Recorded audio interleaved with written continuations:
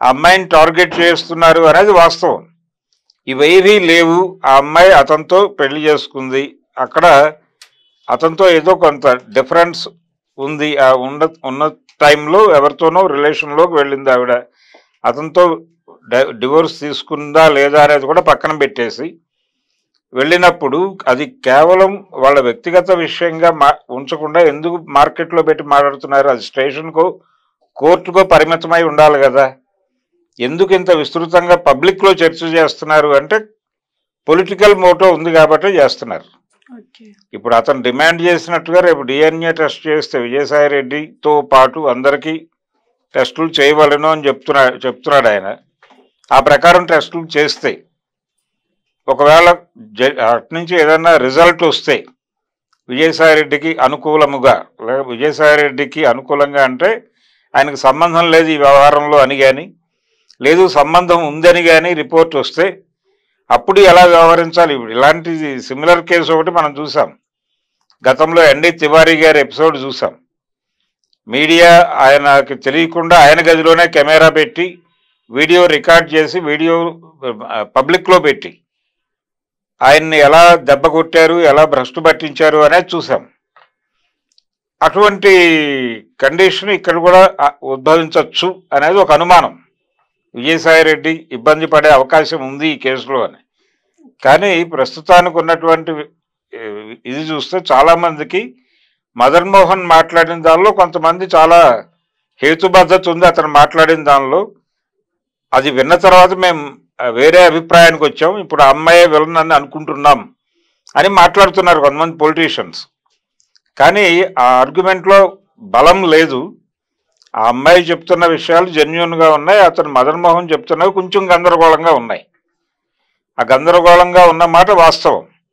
అతను ఏదో కాన్స్పిరసీ చేయబోతున్నాడు అన్నట్టుగా కూడా అతని వాదన నడిచింది. అతను వాదించినటువంటి పద్ధతి వేరే హిడెన్ ఎజెండా ఏదో ఉంది ఇతనికి అని అనిపించేదిగా ఉంది అతని ఆర్గ్యుమెంట్. అందుకని ఈ కేసులు ఎవరు ఏమిటి అనేది ఒకటి స్పష్టత రావాల్సింది. ఉన్నంత వరకు సర్కమ్స్టెన్సెస్లో అది కేవలం పర్సనల్ అఫైర్. ఆ అమ్మాయి ఎవరితో ఉండాలనేది డిసైడ్ చేసుకునే హక్కు ఆవిడకి మాత్రమే ఉంది. ఆవిడ నా పిల్లలకి తల్లి కావాలి కాబట్టి అమ్మాయి వచ్చి ఉండాలి నా దగ్గరే అన్నట్టు మాట్లాడాడు ఆయన మదన్ మోహన్. అది కుదిరే పని కాదు. నీ పిల్లలకి తల్లిగా ఉండాలి కాబట్టి ఆవిడ అన్నీ వదిలేసుకుని వచ్చి మీ ఇంట్లో ఉండాలి అనేది కుదిరే పని కాదు. ఎందుకంటే ఆవిడ ఒక ఇండివిజువల్, ఆవిడ ఆల్రెడీ విడిపోయి వేరే వాళ్ళతో పిల్లాడిని కన్నానని చెప్తోంది. ఆవిడ చెబుతున్నప్పుడు ఇంకా పాపులాట దేనికి? విషయాన్ని సెటిల్ చేసుకుని ఆ ఫైనాన్షియల్ వ్యవహారాలు, ప్రాపర్టీ డీల్స్ ఉంటాయి, దానికి సంబంధించి ఏమిటి ఎవరికి ఏమిటి అనేది మాట్లాడుకుని ఆ వ్యవహారం క్లోజ్ చేయటం మానేసి ఇప్పటికీ దాన్ని పొలిటికల్ గేమ్ ఆడే ప్రయత్నమే చేస్తున్నారంటే ఖచ్చితంగా దీని వెనకాల కూటమి మీడియా పనిచేస్తోంది అని అనుకోక తప్పని పరిస్థితి అయితే ఉంది. అయితే ఈ ఎపిసోడ్లో 2-3 అంశాలు ముందుకు వచ్చినాయి. ఆ అమ్మాయి ఇరుకల షెడ్యూల్డ్ తెగకి చెందినటువంటి అమ్మాయి. ఆ అమ్మాయి నగలు వేసుకుంటోంది అనేది ఒక ఎస్టాబ్లిష్డ్ వ్యవహారం. అంటే వాళ్ళు వేసుకోకూడదా, వాళ్ళు ఇలాగే ఉండాలని ఏదైనా అనుకుంటున్నారా ఈ వార్తలు రాసినటువంటి మీడియా వాళ్ళు అనేది ఒక చర్చ మొదలైంది ఆల్రెడీ. అలాగే ఒక మహిళ మీద ఇలాంటివన్నీ ఎందుకు వేస్తున్నారు? ఆవిడ అవినీతి చేసుంటే అవినీతి చేసింది అనేది ఒకటే ఎస్టాబ్లిష్ చేసి వార్తలు రాయండి. విజయసాయి రెడ్డి లింక్ అయి ఉన్నాడు కాబట్టి దీన్ని ఏదో అక్రమ సంబంధం అనేది పాపులరైజ్ చేయకండి అని చాలామంది మాట్లాడుతున్నారు. ఇప్పుడు పూనం కౌర్ చేసినటువంటి ఒక ట్వీట్ బయట డిస్కషన్ జరుగుతోంది. ఏంటంటే ఈ అమ్మాయి మీద ఇలా చాలా దారుణంగా మీడియా ట్రయల్ జరిపేస్తోంది. ఈ ట్రయల్ని అడ్డుకోవటానికి కొంతమేరకు విజయసాయి రెడ్డి బాధ్యత తీసుకున్నాడు. అందుకని విజయసాయి రెడ్డి తరఫున నేను నిలబడతాను అని చెప్పి ఆవిడ ఒక భరోసా ఇస్తూ ఒక ట్వీట్ చేసింది. ఆ ట్వీట్ మీద చాలామంది విరుచుకుపడుతున్నారు. అది వేరే గొడవ. అంటే ఆవిడ ఎవరైనా సరే ఇది చూసిన వాళ్ళు ఆ అమ్మాయికి మద్దతు ఇవ్వాలని అనుకుంటారు.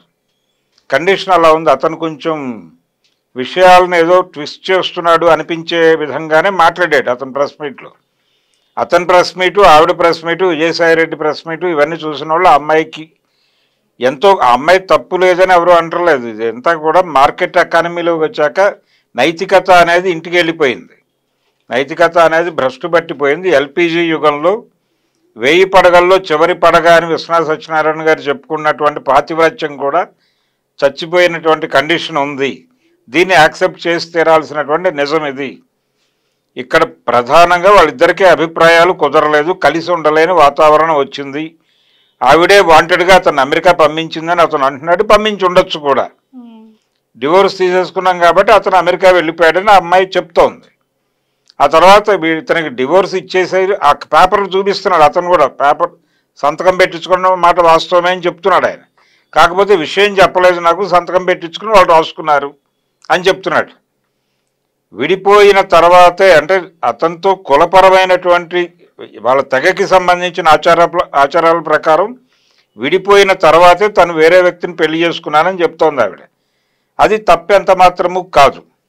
వాళ్ళు విడిపోయిన తర్వాత ఆ బిడ్డని కన్నాను అని ఆవిడ చెప్పేసిన తర్వాత ఇంకా ఆవిడ శీల పరీక్ష చేయటము, నా పిల్లలకి తల్లిగా తను నా ఇంటికి రావాలి అని అతను అనటము, ఇదంతా కూడా ఎక్కడో ఏదో జరుగుతోంది, ఎవరో అతన్ని నడిపిస్తున్నారు వెనకాలుండి అని అనిపించడానికి కారణం.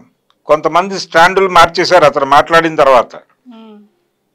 మహాసేన్ రాజేష్ లాంటి వాడు అంతకు ముందు ఆ అమ్మాయికి కొంచెం మద్దతుగా మాట్లాడినప్పటికీ తర్వాత ఆయన టోన్ మార్చి, అంటే అతను ఎస్టాబ్లిష్ చేసిన వాటి పట్ల తనకి సాటిస్ఫాక్షన్ కలిగిందని చెబుతూ అతనికి మద్దతుగా మాట్లాడే ప్రయత్నం చేశాడు ఆయన.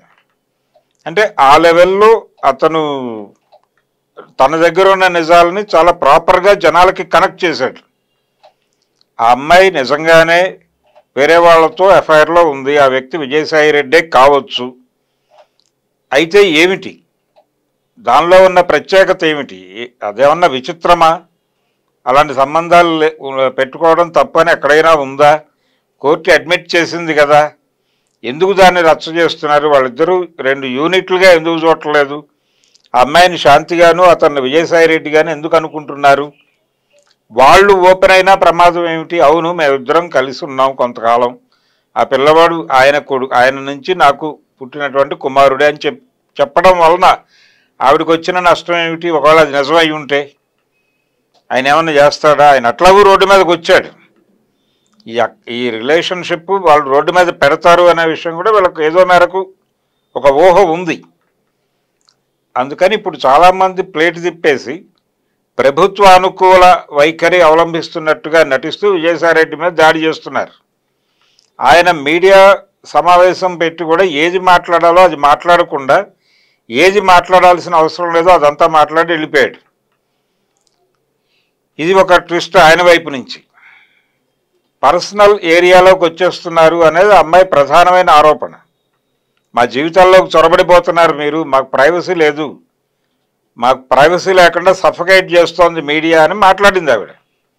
దాన్ని మీడియా ఒక మంచి పాయింట్గా తీసుకుని తన్ని తాను సరిదిద్దుకోవాల్సినటువంటి అవసరం అయితే ఉంది. అందుకని పూనం కౌర్ చెప్పిన, అంటే విజయసాయిరెడ్డికి మద్దతు ఇస్తాను అనే చెప్పడంలో ఆవిడకి మద్దతుగా నిలబడ్డాడు ఆయన అని మాత్రమే ఆవిడ అర్థం చేసుకున్నట్టుగా అనిపించింది. అది కాదు విషయం. అంతకంటే ముందు అసలు వీళ్ళిద్దరిని కలిపి ఒక స్టోరీ ఉండి అక్కడ మార్కెట్లో పెట్టారు. విజయశాంతి అని టైటిల్లో పెట్టి మరీ మార్కెట్లోకి పంపు చేశారు విషయాన్ని, కంటెంట్ని. ఈ టైంలో ఆవిడ ఎలా వ్యవహరించాలి, ఎలా బయటపడాలి, పైగా ఇక్కడ మద్దతు ఉంది, ఆవిడకి మద్దతు లేని పరిస్థితి ఉంది, ఇవన్నీ కూడా పరిగణనలో తీసుకొని విషయాన్ని చూడాల్సి ఉంటుంది అనేది ఈ విషయం గురించి మాట్లాడే వాళ్ళకి, జడ్జిమెంట్లు పాస్ చేసే వాళ్ళకి నా విజ్ఞప్తి. Okay sir, thank you.